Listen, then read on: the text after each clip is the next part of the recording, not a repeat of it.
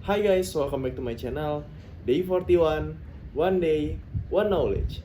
Nah, jadi beberapa hari yang lalu aku baru banget ngebaca buku tentang komunikasi interpersonal atau yang kita kenal tuh komunikasi antar pribadi.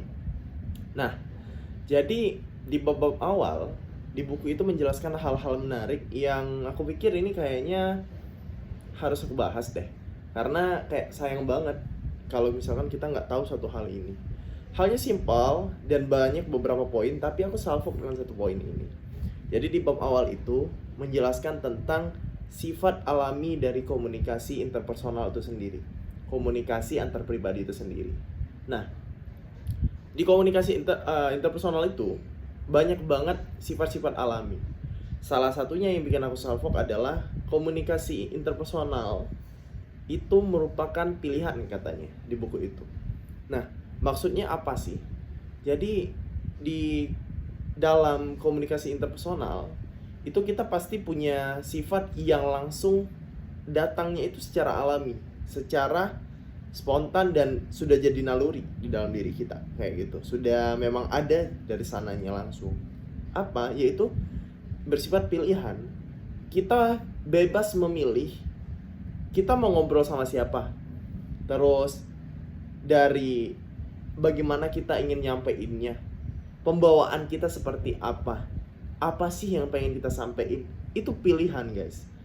Contoh, aku pengen ngobrol sama si ini deh, tapi topiknya tentang ini aja, soalnya dia kalau ngebahas tentang ini kayaknya gak cocok deh.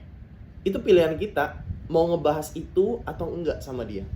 Nah makanya itu salah satu sifat yang secara naluri ada gitu kan, secara alami itu ada, langsung spontan tuh ada guys, nggak di brief dulu, emang dari diri kita langsung nge-feeling kayaknya cocok deh kalau aku ngebahasin sama dia. Nah itu feeling, nah itu yang dinamakan pilihan gitu.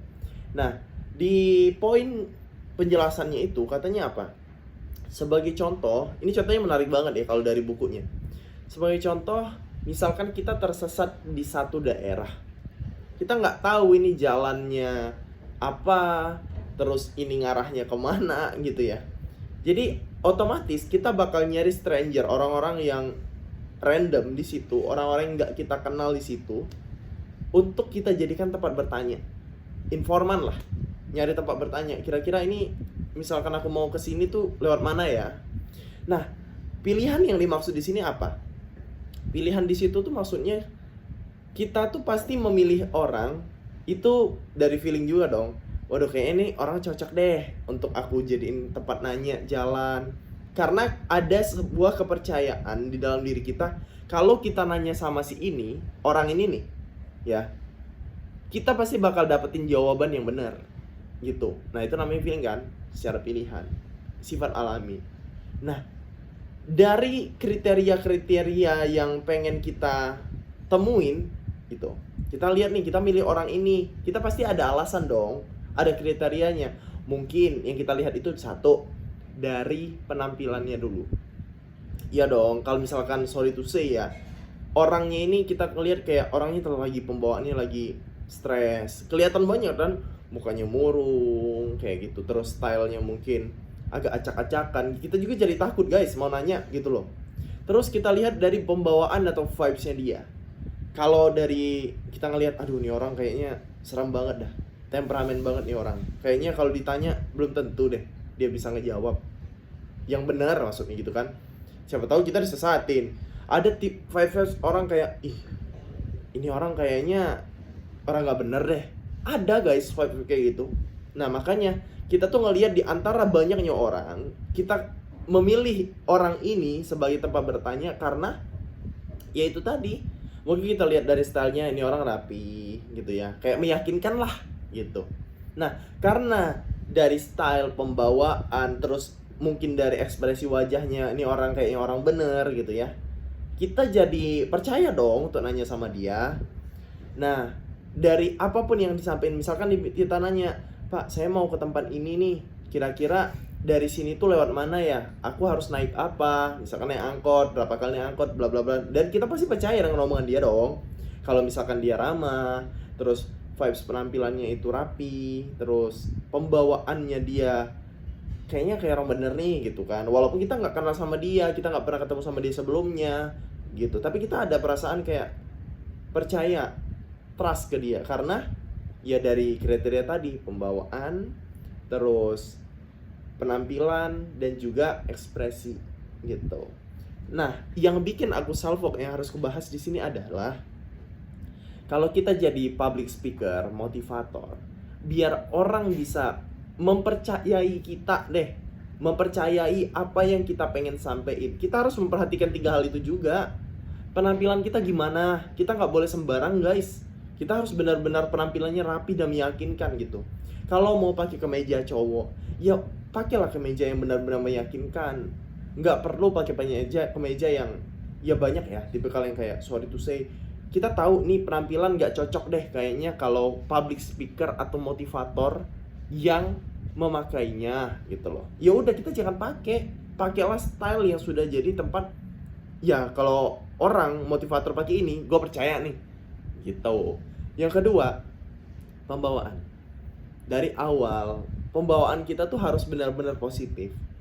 Jangan sampai mungkin omongan kita atau apapun ya, pembawaan tuh banyak banget guys. Dari vibes, aura kita harus positif. Biar apa? Orang jadi percaya sama kita. Nah makanya vibes pembawaan itu akan berpengaruh dari style juga, dari cara jalan kita, gestur kita gitu loh. Dan yang terakhir adalah ekspresi kita gitu loh. Ini mempengaruhi ketiga hal yang ketergantungan ya, saling ketergantungan, yaitu tadi salah satunya ekspresi juga. Nah, maksud aku ekspresi di sini adalah teman-teman, kita dari awal memang diajarkan kalau di public speaking itu ya, kita harus senyum ke orang-orang yang kita temui. Startnya dari kapan? Apakah dari saat kita dikasih mikrofon, terus kita mau misalkan dipanggil namanya kepada misalnya Kak Ferial, disilahkan baru kita senyum? Atau dari kapan? Nah, jadi pertanyaan ini jawabannya adalah ya mulai dari kita datang. Ketika kita datang, disambut sama orang, atau kita datang ke satu lokasi, langsunglah pasang muka ramah. Biar apa?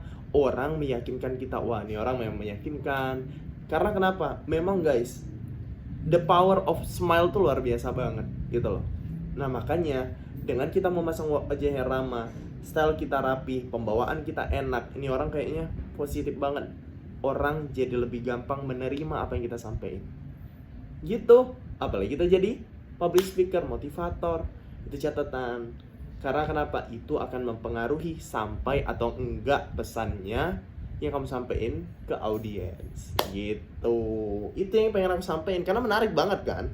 Hal-hal yang seperti ini tuh kadang kita tuh terlalu memikirkan, wah materinya gimana ya, ntar dulu, ini yang paling basic gitu loh.